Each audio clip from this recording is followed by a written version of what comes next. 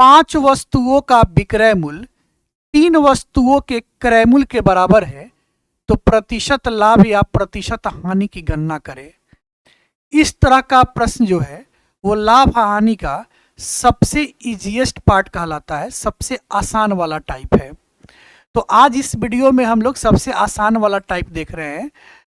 क्योंकि होता क्या है, कभी कभी हाई लेवल का क्वेश्चन पढ़ते पढ़ते स्टूडेंट से छोटी छोटी प्रश्न में गलतियां हो जाती है। तो हम लोगों को हर प्रश्न के, हर टाइप के प्रश्न पर ध्यान देना है ताकि छोटा प्रश्न एग्जाम में आए या बड़ा प्रश्न आए, किसी में गलती होने की कोई संभावना ना हो। इसलिए इस वीडियो में हम लोग लाभ हानि का सबसे आसान वाला टाइप लेकर आए हैं। चलिए ध्यान से समझिएगा। देखिए प्रश्न है 5 वस्तुओं का विक्रय मूल्य। 5 वस्तुओं का विक्रय मूल्य, तो हमने लिखा 5 गुना एसपी। विक्रय मूल्य का मतलब एसपी सेलिंग प्राइस। तो 5 वस्तुओं के विक्रय मूल्य को 5 गुना एसपी क्यों लिखे हैं? हम लोग को यह सोचना है कि एक वस्तु का विक्रय मूल्य 1 एसपी है। क्या सोचना है? एक वस्तु का विक्रय मूल्य 1 एसपी है तो फिर 5 वस्तु का विक्रय मूल्य क्या होगा? 5 गुना एसपी होगा। फिर आगे क्या कह रहा है? 3 वस्तुओं के क्रय मूल्य।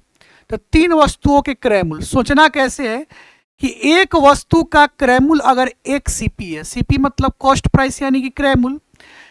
क्या सोचना है? एक वस्तु का क्रय मूल्य 1 सीपी है तो फिर 3 वस्तु का क्रय मूल्य क्या होगा? 3 गुना सीपी होगा। तो इसके बदला में हमने लिखा 3 गुना सीपी। और फिर कह रहा बराबर है, इन दोनों को बराबर कर दीजिए। अगर कुछ कटने वाला हो तो आप कटा सकते हैं, लेकिन 5 और 3 में कुछ कटने वाला नहीं है।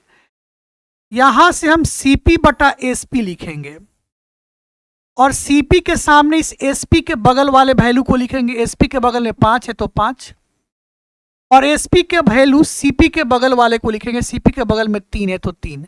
ऐसा क्यों लिखते हैं? चूंकि ध्यान दीजिए, यहाँ पे जब आप क्रॉस मल्टीप्लाई कीजिएगा तो फिर यही बात आएगा। देखिए क्रॉस जब करेंगे तो सीपी गुना 3, तो सीपी गुना 3 आ गया। फिर एसपी गुना 5 तो फिर एसपी गुना 5 आ जाएगा।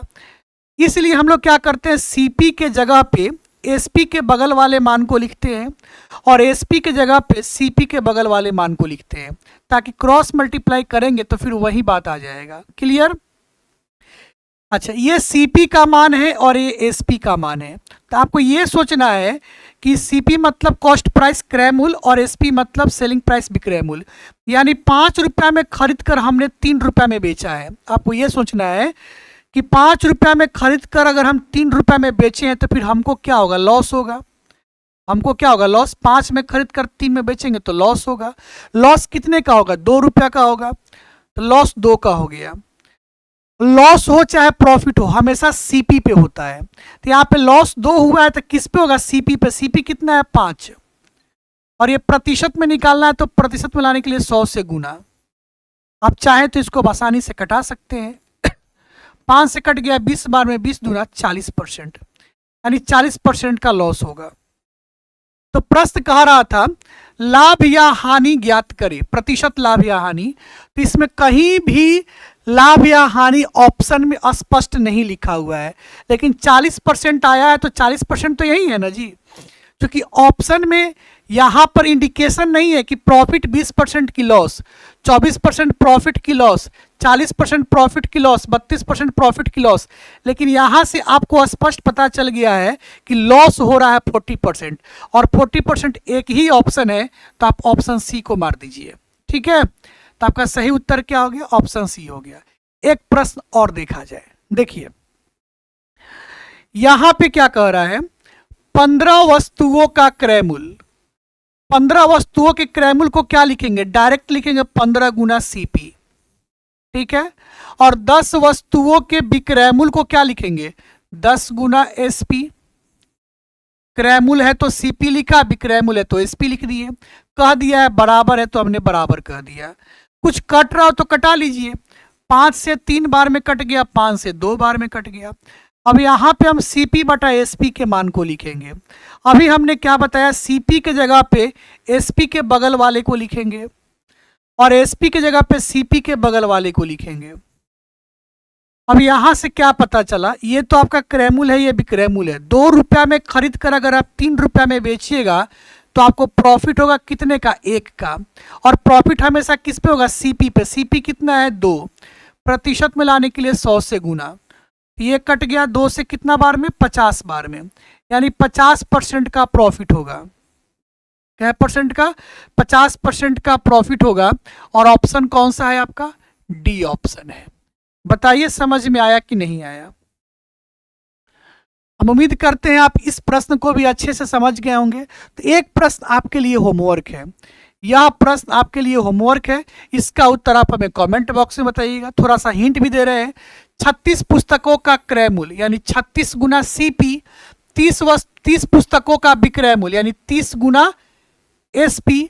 36 गुना सीपी और 30 गुना एसपी दोनों को बराबर कर लेंगे, सीपी एसपी का मान निकालेंगे, प्रतिशत लाभ प्रतिशत हानि की गणना कर लेंगे। समझ गए। तो इस प्रश्न का उत्तर आप हमें कमेंट बॉक्स में बताइएगा। बताइए आपको वीडियो कैसा लगा। पता है हम आपके लिए होमवर्क लेकर क्यों आते हैं, इससे आपकी तैयारी और ज़्यादा मजबूत हो जाएगी। हम प्रीवियस ईयर का भी क्वेश्चन लेकर आते हैं और प्रीवियस ईयर के साथ साथ हम और भी ढेर सारे प्रश्न को लेकर आते हैं जिसके एग्जाम में पूछे जाने की संभावना अधिक है। यानी लगभग हम हर टाइप का प्रश्न आपको हम कराते हैं। ऐसा क्यों, इसलिए ताकि आपकी तैयारी और ज़्यादा मजबूत बन जाए और आपके सिलेक्शन का रास्ता क्या हो, आसान हो जाए। चलिए, अगर वीडियो अच्छा लग गया हो तो क्या करना है, वीडियो को लाइक कर देना है, शेयर खूब दबा कर कीजिएगा, जितना ज़्यादा हो सकता है शेयर कीजिएगा। अगर अभी तक हमारे इस पेज को फॉलो नहीं किए हैं तो फॉलो भी कर लीजिएगा। फॉलो करना, शेयर करना, लाइक करना ये इम्पोर्टेंट नहीं है, ये तो आपको तब करना है जब आपको अच्छा लगता हो। इम्पोर्टेंट तो ये है कि आप अपना ध्यान रखिएगा, अपना ख्याल रखिएगा और खूब मन लगाकर पढ़िएगा। नमस्कार, प्रणाम, मैं हूँ मैथ्स जोन, एक कदम